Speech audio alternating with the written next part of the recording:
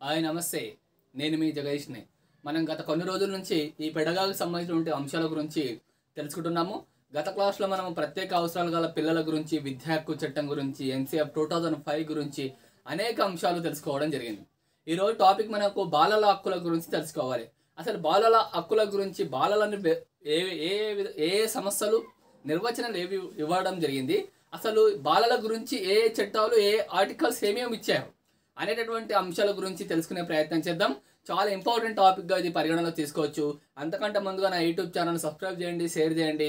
మనమంతా ఒక 10 మందికి విజ్ఞానాన్ని పంచే ప్రయత్నంలో సమిధంలం అవుతున్నాం. కాబట్టి బాలల హక్కుల చట్టం గురించి ఈరోజు తెలుసుకునే ప్రయత్నం చేద్దాం. ఈరోజు ఏంది బాలల హక్కులు. అసలు ఈ బాలల హక్కుల చట్టం కింద బాలల హక్కుల చట్టం ఏం చెప్తుంది అసలు అనే అంశాల గురించి తెలుసుకునే ప్రయత్నం చేద్దాం. ఈ బాలల హక్కులు ఏంది అసలు వాస్తవానికి? ఈ బాలల హక్కులు ఏంది అంటే 1989 సంవత్సరంలో నవంబర్ 20న దాదాపు 180 దేశాలతో బాలల హక్కులను రూపొందించడం జరిగింది. ఎన్ని దేశాలు? ఏది? యునైటెడ్ నేషన్ ఆర్గనైజేషన్, యుఎన్ఓ దీన్ని ప్రతిపాదించడం జరిగింది. ఎన్ని దేశాలతో? 180 దేశాలతో 1989 నవంబర్ 20న ఒక 180 దేశాలు ఇందులో సభ్య దేశాలు కావడం జరిగింది. ఎన్ని దేశాలు సభ్య దేశాలు కావడం జరిగింది? 180 దేశాలు సభ్య దేశాలు కావడం జరిగింది. ఓకేనా? ఏ సంవత్సరంలో? 1989 నవంబర్ 20. 1989లో యుఎన్ఓలో ఏం చేయడం జరిగింది? 180 దేశాలు సభ్య దేశాలు కావడం జరిగింది. కానీ 1990లో ఏం చేయడం జరిగింది? మళ్ళీ 1990 సెప్టెంబర్ 2 నుంచి ఈ ప్రణాళికలను అమలు చేస్తాము అనేటటువంటి వాటిని తీర్మానం చేయడం జరిగింది. ఏం చేయడం జరిగింది? వీటిని అమలు చేస్తాము అనేటువంటిది తీర్మానాలు చేయడం జరిగింది. ఎప్పుడు? 1990 సెప్టెంబర్ 2న వీటిని అమలు చేస్తామన్నటువంటి ప్రక్రియలో ఎంపిక చేయడం జరిగింది. తర్వాత మన భారతదేశం విషయానికి వస్తే, మన భారతదేశం ఎప్పుడు చేయడం జరిగిందంటే 1992 డిసెంబర్ 11న ఈ ప్రక్రియను, జాతీయ బాలల హక్కుల ఒడంబడిక ప్రక్రియను ఆమోదం తెలపడం జరిగింది. ఓకేనా? చాలా ఇంపార్టెంట్. 1992 డిసెంబర్ 11న భారతదేశము ఈ ఒడంబడికను ఏం చేయడం జరిగింది? ఆమోదం తెలపడము జరిగింది. ఇంపార్టెంట్. ఏ సంవత్సరంలో? 1992 సంవత్సరం. కానీ యుఎన్ ఎప్పుడో ఈ ఒడంబడికను రూపొందించడం జరిగింది 1989లో రూపొందించడం జరిగింది. కానీ మిగతా దేశాలు 1990 మరో సెప్టెంబర్ 2 నుంచి అమల్లోకి తీసుకురావడం జరిగింది. కానీ భారతదేశం ఎప్పుడు? 1992 ఎప్పుడు? డిసెంబర్ 11న ఈ బాలల హక్కుల ఒడంబడికను ఆమోదం తెలపడం జరిగింది. ఈ సంవత్సరాలు చాలా ఇంపార్టెంట్. అదేవిధంగా మన భారతదేశం విషయానికి వస్తే జాతీయ బాలల హక్కుల సంఘము ఎప్పుడు ఏర్పాటు కావడం జరిగిందంటే 2007 సంవత్సరంలో జాతీయ బాలల హక్కుల సంఘం ఏర్పాటు కావడం జరిగింది. ఓకేనా? జాతీయ బాలల హక్కుల సంఘాన్ని ఎప్పుడు ఏర్పాటు కావడం జరిగింది? 2007. ప్రస్తుతం జాతీయ బాలల హక్కుల సంఘానికి చైర్పర్సన్గా ఉన్నటువంటి అంశాన్ని, జాతీయ బాలల హక్కుల సంఘం కమిషన్కు చైర్పర్సన్గా ఉన్నటువంటిది ఎవరు? శాంతా సిన్హా అని చెప్పుకోవచ్చు. శాంతా సిన్హా. ఈ విషయంలో వాస్తవం కరెక్టే. అదేవిధంగా United nation states assembly secretary అనే కార్ట్ వాల్యూమ్ ఏం చెప్పడం జరిగిందంటే, United national general assembly secretary ఏం చెప్పడం జరిగింది అంటే, కార్ట్ వాల్యూమ్ అనేటువంటి వ్యక్తి ఏం చెప్పడం జరిగిందంటే, ప్రతి బిడ్డ కూడా సమానమైన హక్కులను పొందాలి, ప్రతి బిడ్డ కూడా తన హక్కులను కోల్పోకూడదు, తాను పొందవలసినటువంటి హక్కులను, తమకు నెరవేర్చినటువంటి హక్కులు ప్రతి ఒక్కరికి నెరవేరాలి అనేటువంటి అంశాన్ని కార్ట్ వాల్యూమ్ చెప్పడం జరిగింది. అదేవిధంగా ఈయన యొక్క సూచనలతోటే ఏం చేయడం జరిగిందంటే 1989 సంవత్సరంలో సిఆర్సీకి మూలం కావడం జరిగింది. దాదాపు బాలల పైన 54 ఆర్టికల్స్, 41 బాలల హక్కుల గురించి ప్రస్తావన చేయడం జరిగింది. ఎన్ని? 54 ఆర్టికల్స్. ఎన్ని ఆర్టికల్స్? 54 ఆర్టికల్స్. అదేవిధంగా 41 బాలల హక్కుల గురించి ఇవ్వడం జరిగింది. ఇది బాలల హక్కులకు సంబంధించినటువంటి ప్రైమరీగా ఉన్నటువంటి ఇన్ఫర్మేషన్ అని చెప్పుకోవాలి. ప్రైమరీగా ఉన్నటువంటి ఇన్ఫర్మేషన్లో మనం ఏమేమి తెలుసుకున్నాం? యుఎన్ఓ మొట్టమొదటిసారిగా 1989 సంవత్సరంలో బాలల హక్కుల ఒడంబడికను రూపొందించడం జరిగింది. ఎప్పుడు రూపొందించడం జరిగింది? 1989 సంవత్సరంలో నవంబర్ 20న దాదాపు 180 దేశాలతో ఈ ఒడంబడికను రూపొందించడం జరిగింది. రూపొందించినటువంటి ఒడంపికను 1990 సంవత్సరంలో సెప్టెంబర్ 11వ తేదీన దాదాపు అన్ని దేశాలు ఆమోదం తెలపడం జరిగింది. కానీ భారతదేశం 1992 సంవత్సరంలో ఎప్పుడు డిసెంబర్ 11న ఆమోదం తెలపడం జరిగింది. భారత బాలల హక్కుల సంఘం చైర్పర్సన్గా బాలల హక్కుల సంఘం ఎప్పుడు ఏర్పాటు కావడం జరిగిందంటే 2007లో ఏర్పాటు కావడం జరిగింది. ప్రస్తుత బాలల హక్కుల సంఘం కమిషన్ చైర్పర్సన్గా శాంతా సింగ్ అని పేర్కొంటారు. మరి అదేవిధంగా కార్ట్ వాలిమ్ అనేటువంటి వ్యక్తి ఏం చెప్పడం జరిగింది, ప్రతి పౌరుడు కూడా ప్రతి బాలలకి కూడా సమానమైనటువంటి హక్కులు కలిగి ఉంటాడు. ఆ హక్కులకు సంబంధించినటువంటి నైపుణ్యాన్ని పొందించాల్సిన బాధ్యత ఉంది అన్నటువంటి అంశాన్ని ఎవరు చెప్పడం జరిగింది, United nation general assembly secretary చెప్పడం జరిగింది. ఇది బాలల హక్కుల గురించి ఫండమెంటల్గా ప్రైమరీగా ఉన్నటువంటి అంశాలను మనము తెలుసుకోవడం జరిగింది. నెక్స్ట్ అదేవిధంగా ఈ బాలల హక్కుల గురించి ఏ సంస్థలు ఏ విధంగా వీటికి నిర్వచనాలు ఇవ్వడం జరిగింది అన్నటువంటి అంశాలను తెలుసుకుందాం. ఫస్ట్ మనము బాలల హక్కుల చట్టం రావడం జరిగింది. ఈ బాలల హక్కుల చట్టం ఏం చెప్తుంది, దాదాపు 14 సంవత్సరాలు పూర్తి కానటువంటి వారిని అందరినీ మనం బాలలుగా పేర్కొంటాము. అంటే ఉదాహరణకు 20 సంవత్సరాలు దాటితే మనము ఏమంటారు, వయోజనులుగా పేర్కొంటారు. కానీ పిల్లలంటే 14 సంవత్సరాల లోపల ఉన్నటువంటి వారిని అందరినీ బాలలుగా పేర్కొంటారు. అంటే వారిని బాలలుగా గుర్తింపబడతారు. ఏ చట్టం చెప్తుంది, బాలల హక్కుల చట్టం చెప్తుంది. ఇంపార్టెంట్, ఏ చట్టం చెప్తుంది, బాలల హక్కుల చట్టం చెప్తుంది అనేటువంటి విషయాన్ని మనం తెలుసుకోవాలి. ఓకేనా, 14 సంవత్సరాల లోపు ఉన్నటువంటి పిల్లల అందరిని ఏమని చెప్పుకోవచ్చు, బాలల హక్కుల చట్టం కిందికి వస్తారు అన్నటువంటి విషయాన్ని తెలుసుకోవాలి. అదేవిధంగా బాలల న్యాయ చట్టం ఏం చెప్తుంది, బాలల న్యాయ చట్టం ఏం చెప్తుందంటే 18 సంవత్సరాల లోపు ఉన్నటువంటి బాలలందరూ 18 సంవత్సరాల లోపు ఉన్నటువంటి వాళ్ళందరూ బాలలుగా పేర్కొంటారు. అదేవిధంగా బాలికలు అంటే 16 సంవత్సరాల లోపు ఉన్నటువంటి వారటువంటి అంశాన్ని బాలల న్యాయ చట్టము చెప్పడం జరిగింది. దీన్ని బాల న్యాయ చట్టం అని కూడా పేర్కొంటారటువంటి అంశం. ఇవి చట్టాలు చాలా ఇంపార్టెంట్. ఏ సంవత్సరాలకు ఏ పరిమితుల్లో ఉంటాయి అనేటువంటి విషయాన్ని తెలుసుకోవాలి. అదేవిధంగా న్యాయ సేవల చట్టం, ఈ న్యాయ సేవల చట్టం ఎప్పుడు రావడం జరిగింది, 1987 సంవత్సరంలో న్యాయ సేవల చట్టం రావడం జరిగింది. ఈ బాలలకు సంబంధించినటువంటి న్యాయపరమైనటువంటి సేవల గురించి పూర్తిగా ఇది పనిచేస్తుంది. ఏ సేవల గురించి, న్యాయపరమైనటువంటి సేవల గురించి పూర్తిగా పనిచేయడం జరుగుతుంది. కాబట్టి ఇది న్యాయ సేవల చట్టం అని చెప్పుకోవచ్చు. అదేవిధంగా జువైనల్ జస్టిస్ చట్టం అంటే బాల నేరస్తులకు రక్షణగా ఏర్పడి, అంటే చిన్నపిల్లలు అనుకోకుండా ఏమన్నా తీవ్రతరమైన నేరం చేసినప్పుడు వాళ్ళకు కావాల్సినటువంటి రక్షణ ఇవ్వడానికి ఉపయోగపడే చట్టమే బాల నేరస్తుల చట్టం అని తెలుసుకోవాలి. బాల నేరస్తుల చట్టం ఎప్పుడు రావడం జరిగింది, 2000 సంవత్సరంలో బాల నేరస్తుల చట్టం రావడం జరిగింది. ఏ సంవత్సరం రావడం జరిగింది, 2000 సంవత్సరంలో బాల నేరస్తుల చట్టం రావడం జరిగింది. దీన్నే జువైనల్ జస్టిస్ చట్టం అని చెప్పుకోవచ్చు. అదేవిధంగా ఇక్కడ చూడండి, బాల కార్మిక చట్టం అంటే పిల్లలను మనం గుర్తించుకున్నట్లయితే 14 సంవత్సరాల లోపు ఉన్నటువంటి పిల్లలు కూడా అందరూ ఏమని చెప్పుకోవచ్చు, బాలని చెప్పుకోవచ్చు.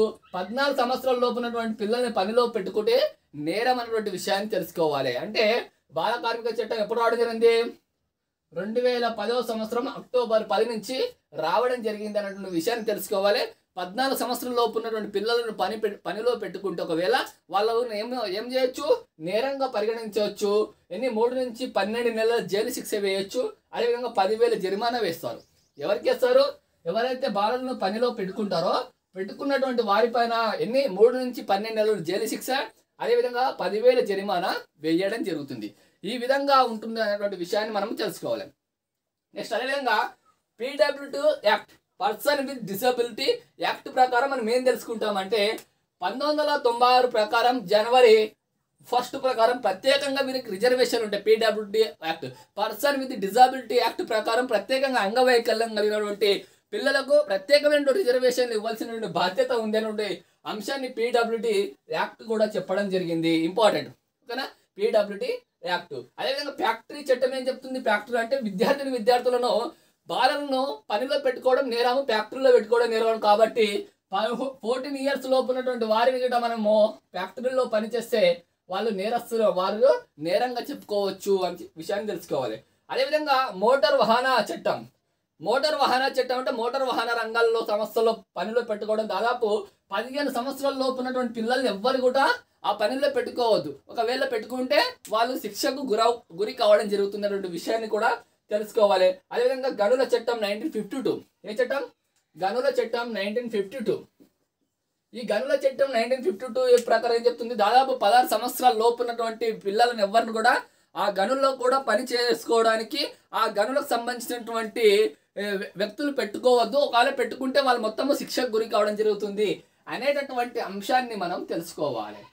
అంటే ఇక్కడ మనం ఏం తెలుసుకుంటున్నాము, ఈ చట్టం పరంగా బాలల హక్కుల చట్టం పరంగా ఎన్ని సంవత్సరాల లోపు బాలలను మనము పనిలో పెట్టుకోరాదు, వాళ్ళకి కావాల్సినటువంటి రక్షణ విధులు ఏంటి అనేటువంటి విషయాలు మనం తెలుసుకుంటున్నాం. కాబట్టి ఈ విషయాన్ని మనం తెలుసుకోవాలి.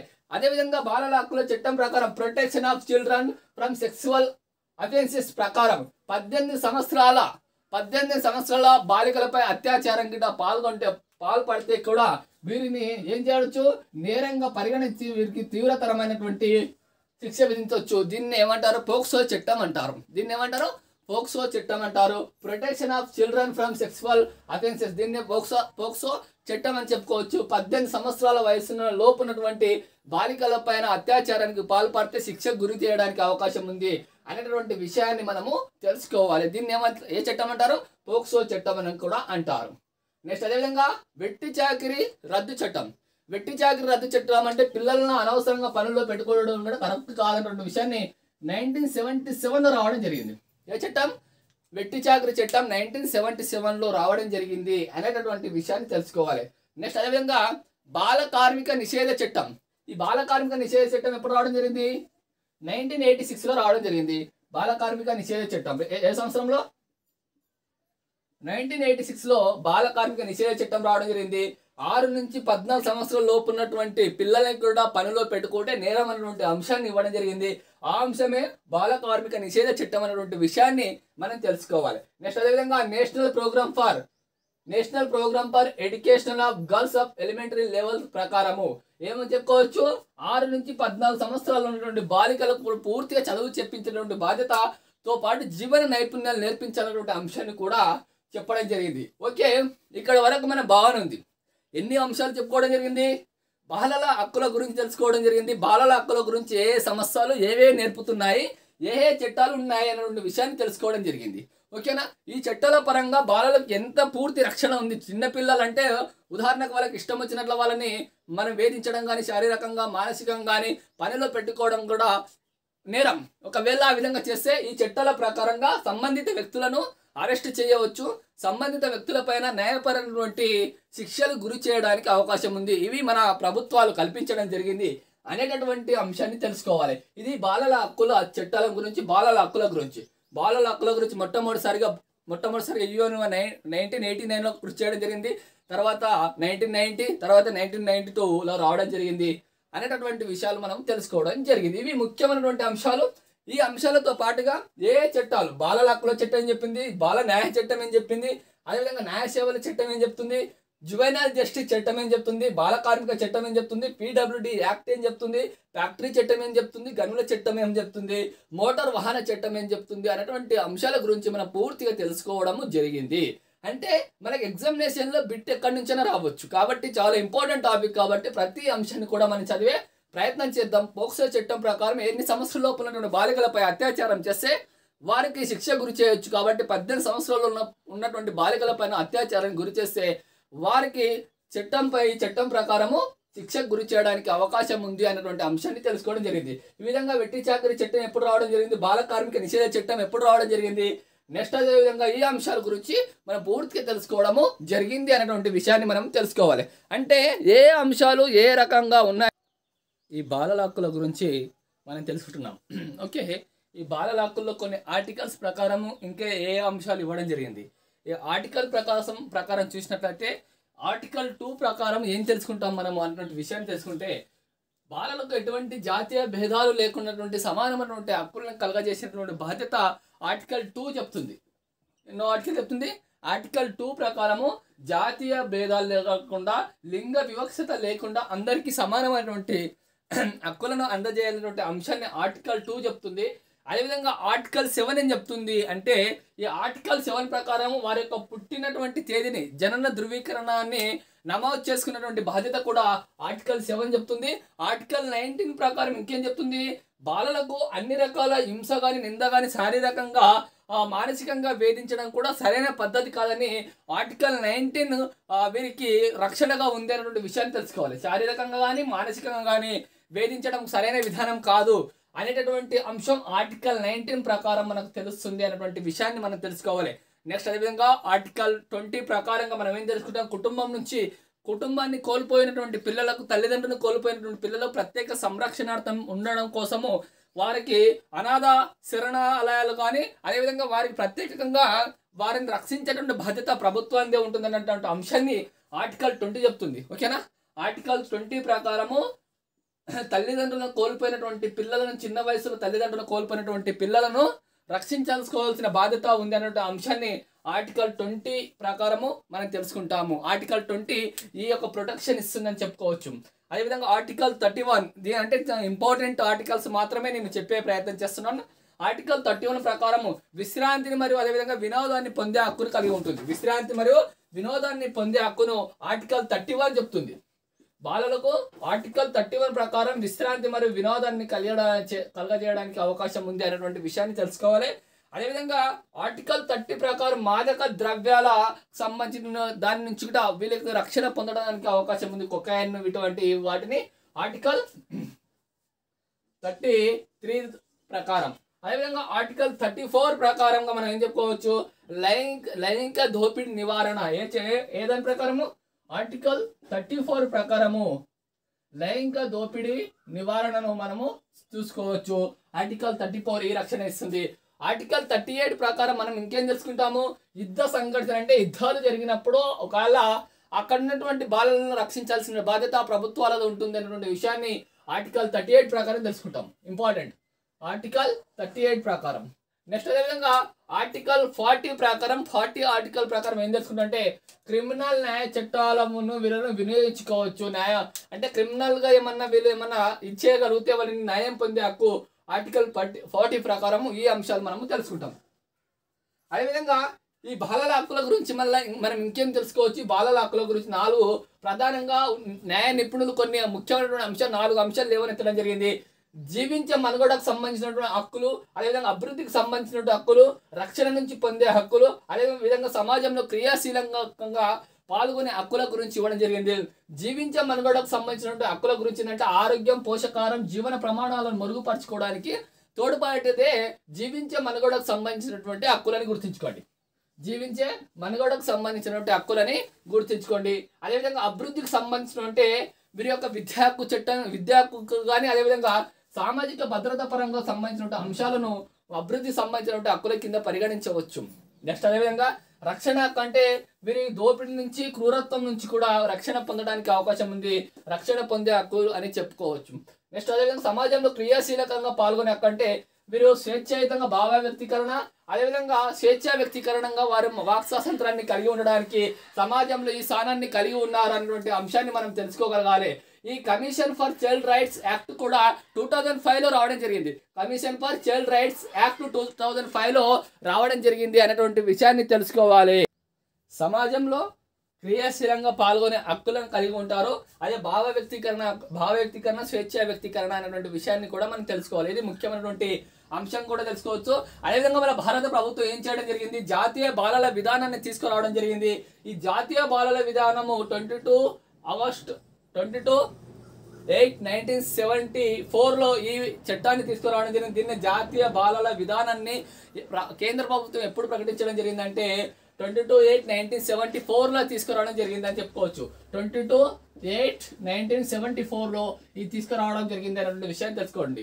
అదేవిధంగా commission for child right protection act ఎప్పుడు తీసుకురావడం జరిగింది, 2005లో తీసుకురావడం జరిగింది. అంటే commission for child right protection act 2005లో తీసుకురావడం జరిగింది. ఇవి బాలల హక్కులకు సంబంధించినటువంటి ముఖ్యమైనటువంటి అంశాల గురించి మనం తెలుసుకుంటున్నాము. అదేవిధంగా ఈ బాలల హక్కుల గురించి ప్రత్యేకంగా కొన్ని ఆర్టికల్స్, ఇంకా రాజ్యాంగం ఇచ్చిన కొన్ని ముఖ్యమైనటువంటి ఆర్టికల్స్ ఇవ్వడం జరిగింది. అందులో ఆర్టికల్ 15 ప్రకారము మహిళా బాలలకు సంబంధించి ప్రత్యేకంగా చట్టాలు చేయవచ్చు. ఈ చట్టాలు చేసినటువంటి ప్రభుత్వాలు వ్యతిరేకంగా కోర్టులో సవాలు చేయవద్దు అనేటువంటి అంశం ఆర్టికల్ 15 ప్రకారం ఇస్తారు. అదేవిధంగా ఆర్టికల్ 21A ప్రకారం ఏమి ఇస్తారు అంటే ఉచిత నిర్బంధ విద్యా హక్కు చట్టం గురించి వీరు పూర్తిగా పొందవచ్చు. గతంలో ఉన్న విద్యా హక్కు చట్టం గురించి తెలుసుకోవడం జరిగింది. ఉచిత నిర్బంధ ప్రాథమిక విద్యా హక్కు చట్టాన్ని మన భారతదేశంలో 6 నుంచి 14 సంవత్సరాల విద్యార్థులకు ఇవ్వగలగలేదు. భారతదేశం అంతా విస్తృతంగా ఉంది. అదేవిధంగా అనేక అంశాల గురించి, అందులో 38 సెక్షన్ల గురించి, అదేవిధంగా 7 అధ్యయనాల గురించి, ఒక షెడ్యూల్ గురించి గత క్లాసులో చెప్పుకోవడం జరిగింది. అందులో భాగంగానే 21A ఆర్టికల్ ప్రకారం ఉచిత నిర్బంధ విద్యా హక్కు చట్టం గురించి మనం తెలుసుకోవడం జరిగింది. నెక్స్ట్ అదేవిధంగా ఆర్టికల్ 23A ప్రకారం ఏం చెప్పుకోవచ్చు అంటే పిల్లలను అమ్మడం కానీ కొనడం కానీ నిషేధం అనేటువంటి విషయాన్ని తెలుసుకోవాలి. అమ్ముకోవడం కానీ కొనడం కానీ భిక్షాటన చేయించడం కానీ పిల్లలతో అనేటువంటి విషయంలో ఇది కూడా తప్పుగా పరిగణించవచ్చు అనేటువంటి విషయాన్ని ఈ ఆర్టికల్ చెప్తుంది. అదేవిధంగా ఆర్టికల్ 24 ప్రకారము 14 సంవత్సరాల లోపల నుండి పిల్లలను పనిలో పెట్టుకోవద్దు. అసలు 14 సంవత్సరాల లోపు దాటితేనే పిల్లల్ని పనిలో పెట్టుకోలేదు. ఒకవేళ ఆ విధంగా పనిలో పెట్టుకుంటే ఆ పెట్టుకున్నటువంటి వ్యక్తులను వారిపైన క్రిమినల్ న్యాయపరమైన చర్యలు తీసుకోవడానికి అవకాశం ఉంది. కాబట్టి ఆర్టికల్ 24 ప్రకారం పిల్లలను పనిలో పెట్టుకోవడము నేరం అనేటువంటి విషయాన్ని తెలుసుకోవాలి. నెక్స్ట్ అదేవిధంగా ఆర్టికల్ 30C ప్రకారము ఏం చెప్పుకోవచ్చు, వారి యొక్క వయసుకు తగ్గ పని చెప్పాలి. ఉదాహరణకు 10 సంవత్సరాల పిల్లోడు ఉంటాడు అనుకోండి, ఆ 10 సంవత్సరాల పిల్లోడు ఏదో పని చేస్తే కూడా ఉదాహరణకు అంటే వారి పని వయసు ఎంత ఉందో వయసు తగ్గ పని చెప్పాలి. కానీ వారిని చేతగానటువంటి పని చెప్పడం కూడా సరైన విధానం కాదు అనేటువంటి ప్రకారం ఆర్టికల్ 30C ప్రకారం ఈ విషయాన్ని తెలుసుకోవటం అనేటువంటి విషయాన్ని తెలుసుకోవాలి. ఆర్టికల్ 39 ప్రకారం మనం ఏం చెప్పుకుంటాము అంటే F ప్రకారం అంటే స్వేచ్ఛాయుత వాతావరణంలో గౌరవప్రదమైనటువంటి హక్కులను కలిగి ఉండడానికి ఏ బాలలు కలిగి ఉంటారన్నటువంటి విషయాన్ని తెలుసుకోవాలి. ఇది బాలల హక్కుల చట్టం గురించి మనం పూర్తిగా కులంకషంగా తెలుసుకోవడం జరిగింది. బాలల హక్కుల చట్టాలు ఎన్ని రకాలుగా ఉన్నాయి, బాలల హక్కులను ఎవరిని అంటారు, బాలలు అంటే ఎవరిని అంటారు, 6 నుంచి 14 సంవత్సరాల్లో బాలల గనుల ఫ్యాక్టరీ చట్టం ఏం చెప్పుకోవడం జరిగింది, అదేవిధంగా కార్మిక చట్టాలు చెప్పడం జరిగింది, అదేవిధంగా బాలల కమిషన్ ఎప్పుడు రావడం జరిగింది అనేటువంటి అనేక అంశాల గురించి మనం తెలుసుకోవడము జరిగింది. ఓకేనా, ఈ అన్ని అంశాలన్నీ తెలుసుకోవడం జరిగింది. ఈరోజు దీనితో మనకు ఓవరాల్గా మనకు మొత్తం పెడగాయికి సంబంధించిన అన్ని అంశాలు చెప్పుకోవడం జరిగింది అనేటువంటి విషయం తెలుసుకోవాలి. ఫస్ట్ మనం చెప్పుకున్నటువంటి అంశం ఇది ప్రత్యేక అవసరాలు గల పిల్లల విద్య గురించి మొదటి అంశం చెప్పుకోవడం జరిగింది. రెండో అంశం సమ్మిళిత విద్య గురించి చెప్పుకోవడం జరిగింది. అదేవిధంగా అభ్యసన వైకల్యాల గురించి చెప్పుకోవడం జరిగింది. నెక్స్ట్ అదేవిధంగా నిరంతర సమగ్ర మూల్యాంకనం గురించి తెలుసుకోవడం జరిగింది. NCF 2005 గురించి చెప్పుకోవడం జరిగింది. నెక్స్ట్ అదేవిధంగా మార్గదర్శకత్వం మంత్రణం అంటే చెప్పుకోవడం జరిగింది.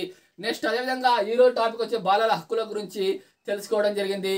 అనేకమైనటువంటి అంశాల గురించి మనం కులంకషంగా అన్ని అంశాలు పెడగాకి సంబంధించిన ప్రతి అంశం కూడా క్లియర్ కట్గా చెప్పడం జరిగింది. ఓకేనా, నా యూట్యూబ్ ఛానల్లో ప్రతి అంశం పెడగాకి సంబంధించి ప్రతి అంశం కూడా మనం క్లియర్ కట్గా చెప్పడం జరిగింది. ఈ క్లియర్ కట్గా చెప్పినటువంటి అంశాల్లో ప్రతి అంశం కూడా రివైజ్ చేయడం జరిగింది. ఓకేనా, ప్రతి అంశం కూడా రివైజ్ చేయడం జరిగింది. అందులో విద్యా హక్కు చట్టం గురించి కానీ, నిరంతర సమగ్ర మూల్యాంకనం గురించి కానీ, మరి అదేవిధంగా నాయకత్వ లక్షణాల గురించి కానీ, బ్రూనర్ బోధన అభ్యసన సిద్ధాంతము, ఈ అంశాల గురించి ప్రతి అంశాల గురించి చెప్పడం జరిగింది.